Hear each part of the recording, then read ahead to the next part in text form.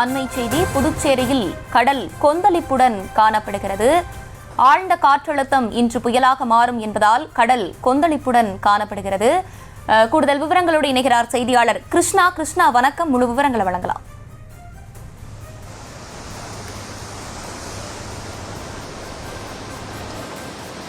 வங்கக்கடலில் உருவாகி இருக்கக்கூடிய ஆழ்ந்த காற்றழுத்த மண்டலமானது 12 மணி நேரத்தில் புயலாக மாறக்கூடும் என்றும் அந்த புயலுக்கு பெங்கால் புயல் என்றும் பெயரெடுக்கப்படுவதாக கூறப்பட்டிருக்கிறது. இதன் காரணமாக புதுச்சேரியில் கடல் கொந்தளிப்புடன் மிகவும் சீற்றத்துடன் கொந்தளிப்புடன் காணப்படுகிறது.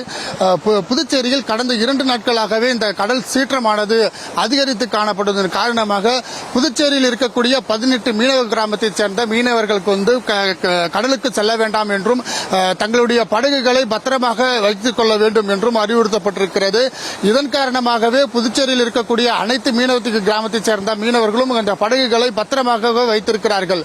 இந்த புயலானது புதுச்சேரிக்கு 510 கிலோமீட்டர் தூரத்தில் இருக்கின்ற காரணத்தினால் புதுச்சேரியில் இந்த கடல் மிகவும் ஆக்ரோஷத்துடன் கொந்தளிப்புடன் காணப்பட்டு வருகிறது.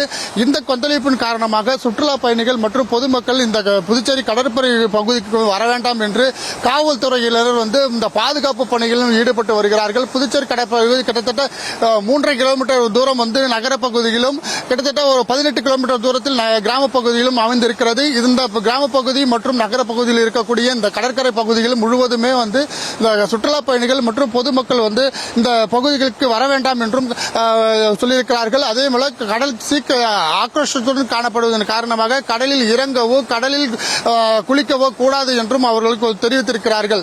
புதுச்சேரியில் கடந்த 3 நாட்களாகவே இந்த மழை நீடித்து வந்த நிலையில் நேற்று மாலை முதல் மழையானது அவ்வப்போது விட்டு விட்டு பெய்து வருகிறது.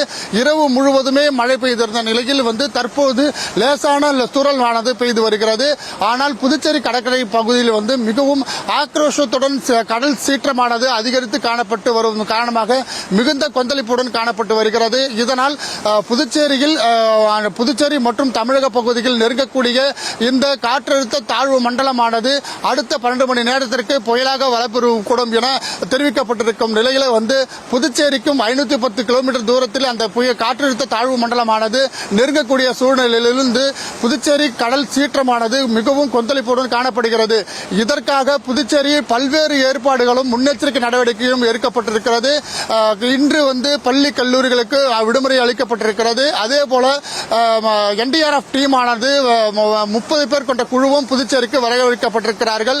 மாவட்டத்தின் நிர்வாகத்தின் மூலமாக அனைத்து ஏற்பாடுகளும் முழு வீச்சில் நடைபெற்றிருக்கிறது. புதுச்சேரி முதலமைச்சர் ரங்கசாமி அனைத்து துறை இயந்திரங்களும் தயாராக இருக்க வேண்டும் என்றும் அவர்கள் அறிவுறுத்தியிருக்கிறார்கள்.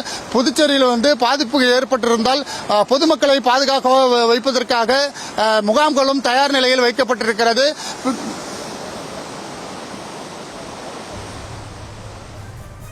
விவரங்களுக்கு நன்றி கிருஷ்ணா.